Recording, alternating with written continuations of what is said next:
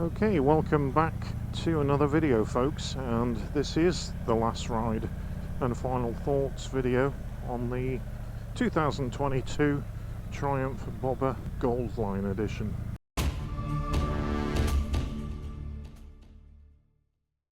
So we're just down in Arnside, next to the ocean, just taking this on its final ride before it goes back to Triumph. So again, thanks again Triumph for loaning me the bike. I've had an amazing time over the last 2 weeks, and to be honest, it's really surprised me. I didn't think I would like it, and I don't know why. So while I've been riding this bike, it's been very hard to find any negatives with it at all, and like any Bonneville that's out there, whether it be the T100, the T120, the Street Twin, or even the Speed Twin, they're all good bikes. They've got brilliant chassis, they all handle well. Now this was the biggest surprise to me, was how well this bobber handles, because I've been throwing it around all these back lanes, and I always thought a bobber was for, you know, open road, sweeping corners, but on the small lanes that we've got in Lancashire, I'm really surprised how quickly you can get round them and really throw this bike around. Now, I've been looking at the foot pegs, and they do seem quite high in comparison to what they used to be. And now, whether Triumph have adjusted those, I'm not sure. I'll have to ask Triumph about that, but I've not had the foot peg scrape once, which is something that I thought would happen. And I've been pushing on around these back lanes and leaning it over, and well, yeah, just really surprised, but in a good way. Last thing I want to be doing is catching pegs on tarmac, especially in the UK roads when they're not particularly smooth. But good points, yeah, all good points. The chassis, the handling, simplicity of the single clock at the front, the switch gear is better than some that I've seen, including Triumph. I'm not a lover of the switch gear on the Street Triple and the Speed Triple. It's too many buttons, it's just very simple. You do have cruise control on this bike, which I absolutely love on bikes these days, especially if you're doing long journeys and a lot of motorway work and things to get to somewhere. So that comes in handy, and it is a single push cruise control, which is great. Look at those views, absolutely beautiful.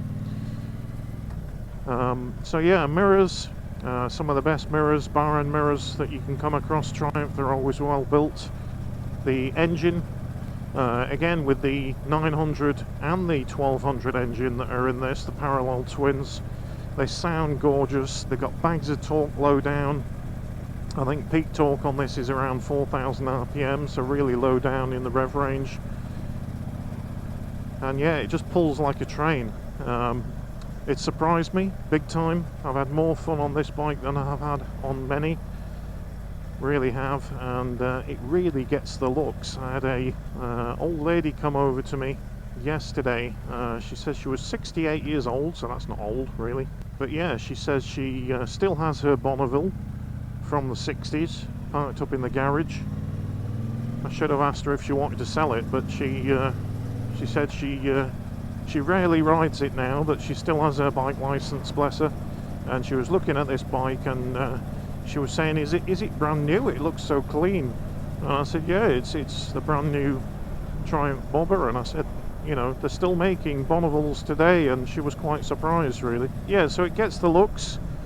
It handles, it's got all the good components on it. It's got Brembo twin pot brakes on the front. It just pulls in any gear that you're in. So much torque. Gas mileage is good. Spoked wheels, 16-inch wheels, front and back. And I didn't expect it to handle as well. And it's very flickable. It feels really light, you know, but it obviously weighs a fair lump. I'll put that on the screen now. I did forget. I think it's around 250 something kilos. But yeah, I absolutely fell in love with it, really. And then it gets me to thinking, do I want one of these in my garage? Would I take this over a T100 or a T120? I think for the looks and the thrill factor, yes. I think the negatives for me would be single seat. Now, I do see Thornton 100 have just actually launched, I'm not sure whether it's on their website yet, a twin seat unit for this, which would be good if you wanted to take the missus on the back. Not sure if you'd have to beef up the rear shock for that, because it's really only catering for one at the moment.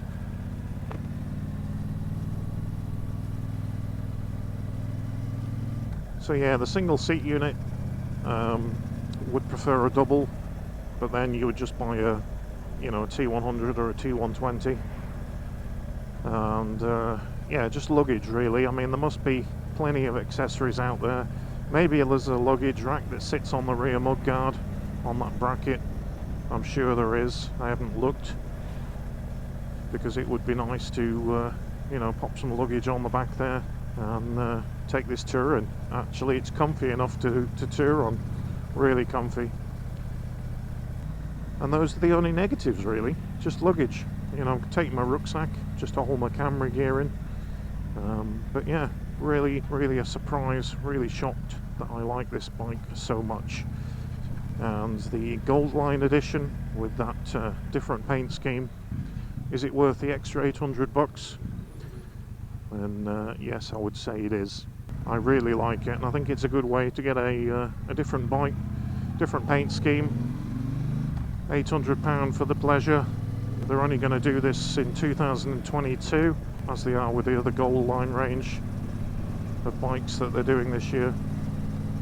But yeah, build quality is fantastic. It's got braided lines, the throttle is super smooth in every gear, through town or whether cruising or scratching around the back lanes.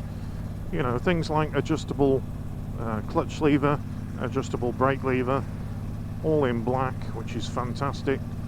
Nice flat bars, straight bars, again in black. You may have seen on my other bike I use a B-line navigation, which is like a small puck that goes on the bars on my Yamaha. But Thornton 100 have actually done a top bracket there that fits there. It's got a centre piece where your little B-line navigation system just clips in. So tons of accessories on the market. So yeah, really happy. We're just heading out for our last ride, as I say, and we're heading up just to South Lakes to visit some family, and then this will go back this week. And then we've got the Triumph Speedmaster Goldline series or edition coming, which I'm looking forward to that, and that would answer the double seat unit question really. So let's see how we get on with the Speedmaster when it comes midweek, and we've got that for about 10 days as well. So we'll give you the same again. We'll give you the spec and the first ride, and then the last ride and final thoughts. And then following the Speedmaster, we've got the Tiger 660, the new Adventure 660, which shares the same engine as the Trident that they brought out last year, which was a huge favourite of mine for the middleweight naked bike. So thanks for tuning in, folks, and as ever, if you're not a subscriber, then hit that subscribe button, ding that bell for future videos coming up, and we'll catch you on another video soon. Take care. Cheers.